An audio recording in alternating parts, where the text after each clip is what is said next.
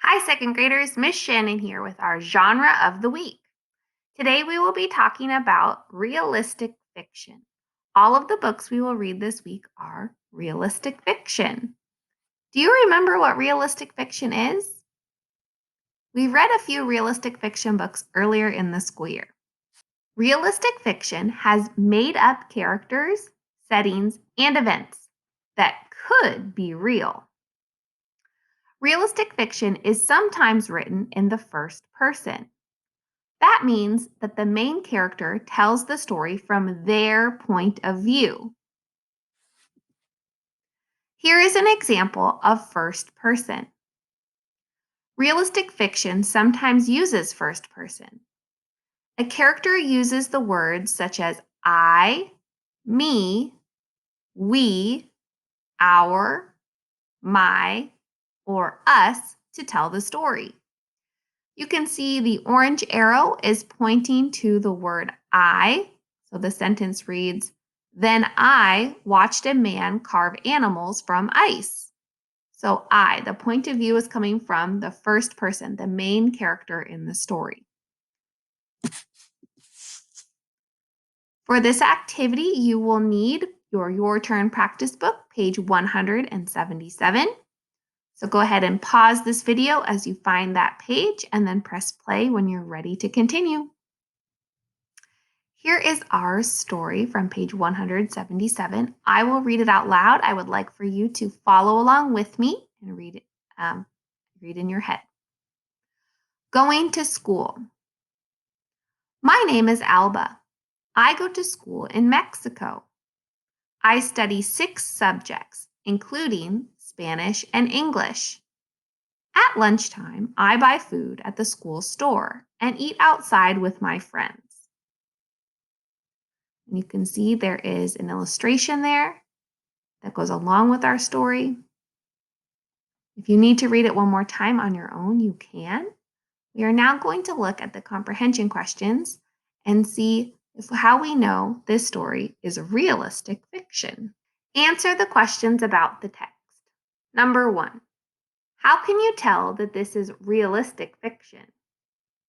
Well, remember, second graders, realistic fiction has made up characters, settings, and events, but it could be real. So let's double check our story. The setting of this story is a school in Mexico. So that could be real. And some events that happen is that Alba buys her lunch at the school store.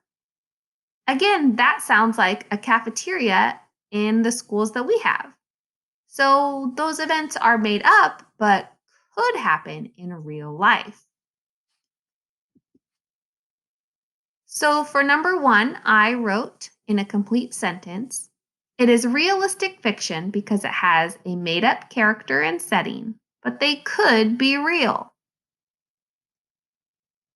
So take time to write your complete sentence using a capital letter to start and a period at the end, and press play when you're ready to continue.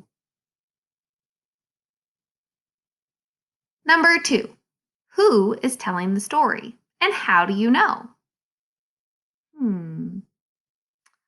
Well, I remember that we learned the character's name at the beginning. Let's go back and check. I'll read the beginning again.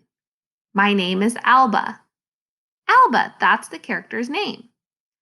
I go to school in Mexico. So she's talking in first person. She used the word I. So Alba is the main character.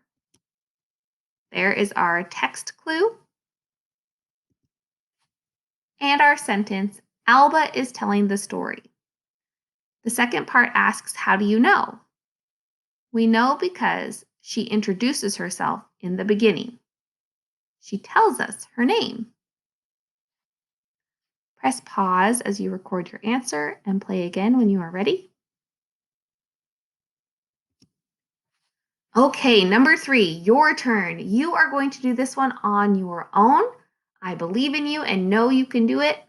Number 3 asks, What is one realistic event that Alba tells about? So, what is one thing she describes in the story that could happen in real life? Let's look back at the story. What does Alba say she does at school? I will read it one more time. My name is Alba. I go to school in Mexico. I study 6 subjects, including Spanish and English. At lunchtime, I buy food at the school store and eat outside with my friends. So, what is one realistic event that she tells about that could happen in real life? I want you to make sure you write it out in a complete sentence, remembering your capital letter to begin and a period at the end. After you finish, you are going to take a picture of this page, page 177, and fit it into the green box and submit so that your teacher can see. Good work today, second graders. Thank you for learning all about realistic fiction.